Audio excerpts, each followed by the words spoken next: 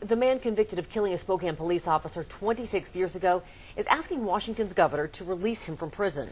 Detective Brian Orchard was shot in the head as he tried to arrest a pair of extortion suspects at the Holiday Inn in 1983. Now, Lonnie James Link wants his life sentence commuted. KXLY4's Jeff Humphrey joins us live at the Public Safety Building to explain why. Jeff? Dave, Brian Orchard was the last Spokane police officer who was shot and killed in the line of duty.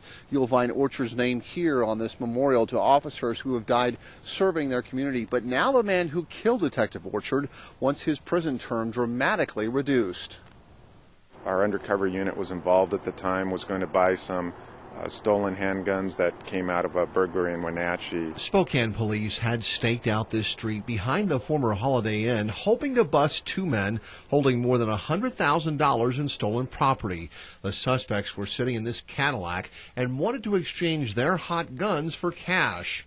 Detective Brian Orchard had grown a thick beard as part of his plainclothes assignment and approached the caddy ready to make an arrest. Detective Brian Orchard was going up to the car, and from what I understand, they had identified themselves as police officer, and at the time Lonnie Link fired a shot from the back of the car, striking Detective Orchard in the head. 1 year later, Link was convicted of aggravated murder and sentenced to life in prison. But now Link is petitioning the governor to release him.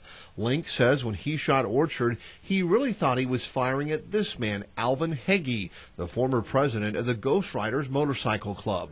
Link wanted to explain to his jury the fatal shooting was a case of mistaken identity, but Heggie told Link if he testified about Ghost Rider involvement in the burglary, he'd have Link killed in prison. Even the prosecutor in that case, Donald Brockett, now concedes that Link didn't get a fair trial and says he should be released. Well, I feel he should do life in prison. The jury of his peers found him guilty. We shouldn't be second-guessing that jury. That's what he was sentenced to. Life without parole. He chose to shoot Detective Brian Orchard. His choice was made that night.